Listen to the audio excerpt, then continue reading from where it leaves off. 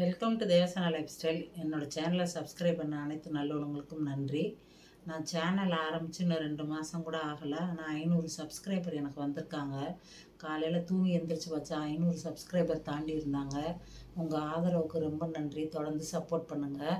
இப்போ தான் நீங்கள் புதுசாக வந்து என்னோடய வீடியோ பார்க்குறீங்கன்னா சப்ஸ்கிரைப் பண்ணிவிட்டு பெல் ஐக்கானை கிளிக் பண்ணுங்கள். அப்போ தான் நான் போடுறேன். இன்றைக்கி வந்து என்ன பார்க்க போகிறோம் அப்படின்னா, யாருமே வந்துட்டு அவங்கள வந்து சரியாக கவனிக்கிறது கிடையாது. அவங்களுக்கு பிபி, சுகர் ஏகப்பட்ட டிசீஸ் இருக்குது. அதுக்கு வந்து அவங்க பிபி ஹையாகி அவங்க வந்தால் கூட அட்மிஷன் போட சொன்னால் அங்கே கேட்கணும், இங்கே கேட்கணும் அப்படின்னு சொல்லிட்டு அட்மிஷன் ஆக மாட்டுறாங்க. இதுக்கெல்லாம் வந்துட்டு இன்றைக்கி முற்றுப்புள்ளி வைக்கும் விதமாக இந்த விழிப்புணர்வு பதிவு தான் இன்றைக்கி நான் போடுறேன். அதாவது இந்த புதுக்கோட்டையில் ஒரு மருத்துவர் அஞ்சுகான்னு ஒரு மருத்துவர், அவங்க எம்எஸ் ஓஜி. அவங்க வந்து 2-3 நாள் முன்னாடி, அதாவது செவ்வாய்க்கிழமை அன்னைக்கு அவங்க வந்து பிரசவத்தின் போது அவங்க உயிர் இழந்திருக்காங்க, இறந்து போயிட்டாங்க. அந்த மாதிரி வந்து எம்எஸ் ஓஜியான அவங்களுக்கே இந்த மாதிரி நிலைமைனா நம்மெல்லாம் சாதாரணம். நம்ம நினச்சி பாருங்கள். கர்ப்பிணி பெண்கள் வந்து முக்கியமாக இந்த வீடியோவை பாருங்கள். பார்த்துட்டு நீங்கள் வந்து தயவுசெய்து செக்கப் வந்து அடிக்கடி வாங்க. மருத்துவர் சொல்கிற ஆலோசனைகளை பின்பற்றுங்க. இப்போ என்ன நான் சொல்ல போகிறேன் அப்படின்னா, அந்த மருத்துவருக்கு 30 வயசுக்கு மேலே, அதாவது எல்டர்லி பிரேமின்னு சொல்லுவாங்க, 30 வயசு மேலே ஆயிருக்கு அவங்களுக்கு. ப்ளஸ் அவங்களுக்கு ரத்த கொதிப்பு, அதாவது ஹைப்பர் டென்ஷன், பிபி வந்து அதிகமாக இருந்திருக்கு. ட்வின்ஸ் ப்ரெக்னன்சி, 2 குழந்தைகள் இருந்திருக்கு. அதுக்கப்புறம் வந்துட்டு அவங்களுக்கு ஷார்ட் நேச்சர்னு சொல்லுவாங்க, அதாவது 140 சென்டிமீட்டருக்கு கீழே அவங்க வந்து இருந்திருக்காங்க, உயரம் கம்மியாக இருந்திருக்காங்க. இது எல்லாமே ஹை ரிஸ்க் ப்ரெக்னன்சின்னு சொல்லுவாங்க. கர்ப்ப காலத்தில் இதெல்லாம் நிறைய ஹை ரிஸ்க் இதே மாதிரி இருக்குது. இவங்களுக்கு வந்து இந்த 4 ஹை ரிஸ்க் இருந்திருக்கு. இப்போ வந்து டெலிவரி அப்போ இவங்க பிபி வந்து அன்கண்ட்ரோல், அதாவது கட்டுப்பாட்டில் இல்லாமல் இருந்ததுனால அவங்களுக்கு வந்து ஃபிட்ஸ் வந்திருக்கு, அதாவது ப்ரீ எக்லாம்சியான்னு சொல்லுவாங்க, அந்த மாதிரி வந்திருக்கு. வந்துட்டு சிசேரியன் செக்ஷன் பண்ணியிருக்காங்க. ப்ளீடிங் அதிகமாகி அவங்க வந்து இறந்து போயிருக்காங்க. இந்த மாதிரி சுச்சுவேஷன் வந்து ஒரு மருத்துவருக்கே இருந்ததுன்னா,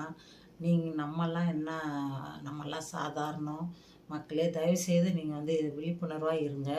ஹை ரிஸ்க் ப்ரெக்னன்சின்னு என்னென்னலாம் சொல்லுவாங்கன்றது இன்றைக்கி அதை பற்றி தான் வீடியோ.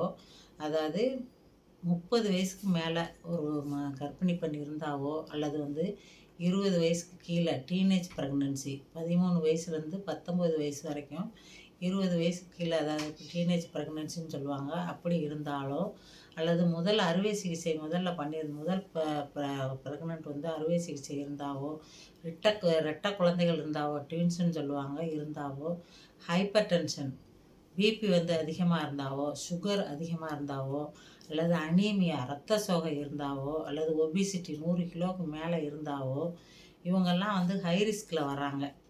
ஹை ரிஸ்க் ப்ரெக்னன்சின்னு சொல்லுவாங்க இவங்கெல்லாம். இந்த மாதிரி இருக்கிறவங்க வந்துட்டு மருத்துவர் சொல்கிறத வந்து கண்டிப்பாக வந்து ஃபாலோ பண்ணணும்.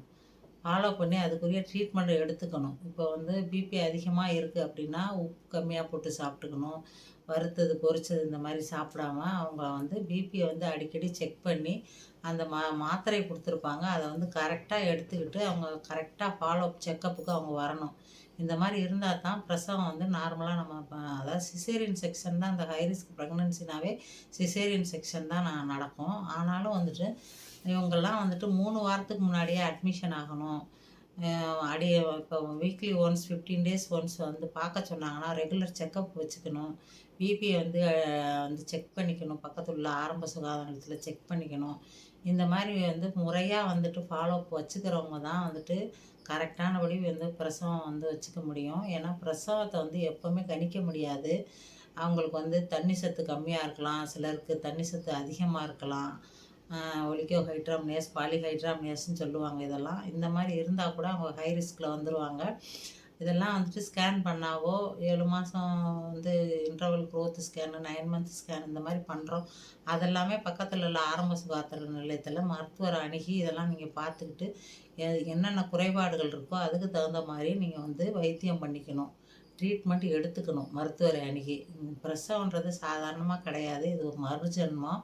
ஒருத்தவங்க வந்து மறுஜென்மமாக அந்த பிரசவத்தின் மூலம் பிழைச்சி வந்தால் தான் நம்மளுக்கு உறுதி.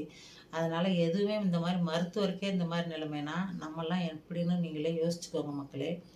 தயவுசெய்து நீங்கள் ரெகுலராக ஃபாலோஅப் வச்சுக்கோங்க. பிபி சுகர்லாம் இருந்தால் கண்ட்ரோலாக வச்சுக்கோங்க.